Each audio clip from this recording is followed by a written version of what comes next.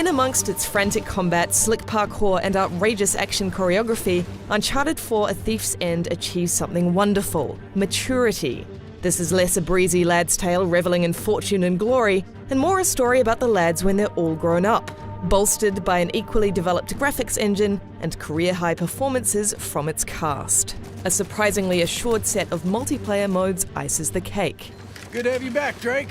Yeah, it's good to be back.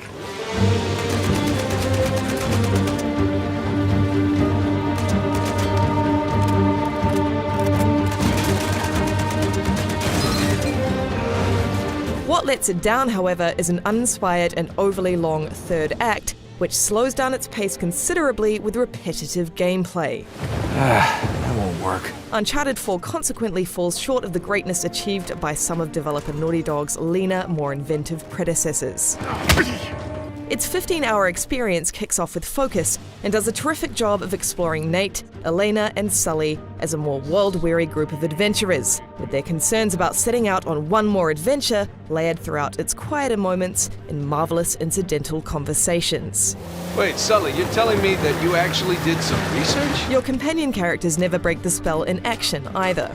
If you choose to play stealthily, so will they. If they're in your way while climbing, they'll let you clamber over them. They're competent in gunfights, helpful in traversal, and witty throughout. Sully, you gotta be crazy to wear a shirt like that. Crazy handsome. They feel vital.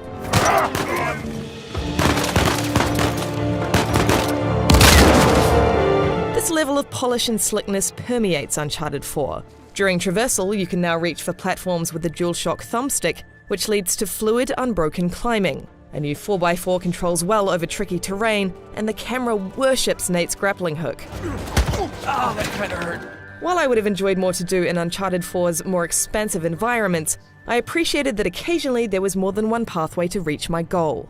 The same can be said for the stages of more violent action, as most encounters take place on elaborate adventure playgrounds, allowing for more stealthy play.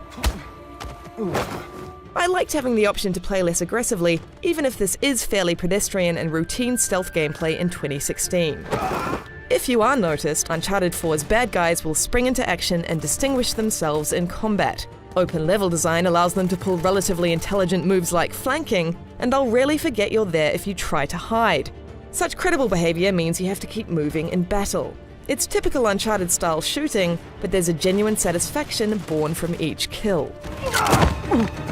It's fun, frantic stuff, and somehow the visuals keep up with it all. Uncharted 4's dramatic vistas are predictably impressive, but it's the little details that really astound. The regularity of such beauty borders on ridiculous. It may be 30 frames per second, but this is the prettiest game I've ever played. Look at that beauty.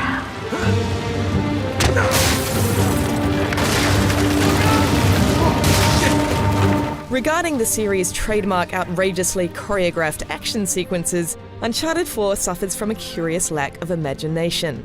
There are some explosive bright spots, but otherwise the thrills here tend to be of a more predictable nature. This becomes a big problem in Uncharted 4's third act, where the pacing slows down to a crawl. This jungle section is a repetitive stretch of shooting and climbing, and after a while, every encounter blurred together into a slog.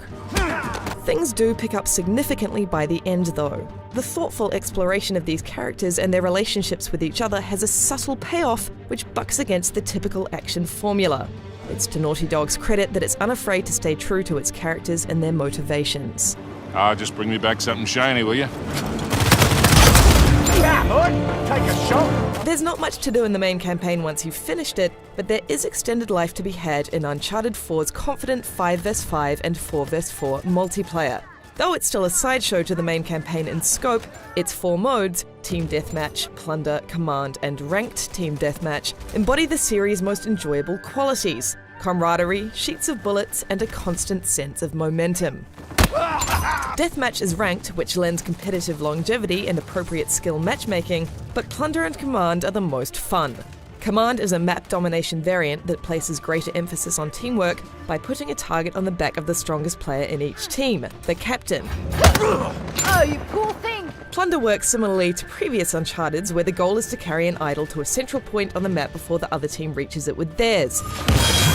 Slowly heaving an idol to your teammate across a giant ravine while being shot at from all sides makes for a hilarious contrast in pace.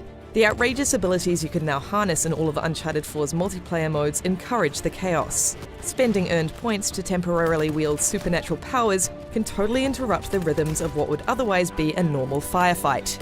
Instead of buying flashy powers, you can also summon enormously handy AI-controlled helpers in battle. I need backup! They're capable of fulfilling basic tasks like sniping, brute force shooting and healing, as well as giving your opponent something to shoot at that isn't your head.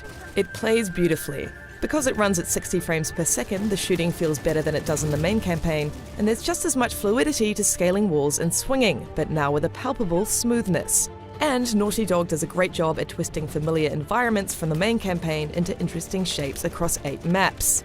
While it's difficult to say what Uncharted 4's multiplayer will look like in the future, there are enough unlockables and perks to act as a carrot for completionists, and Naughty Dog has promised more maps, mysticals, and a co-op mode in the future that I'll be sticking around for.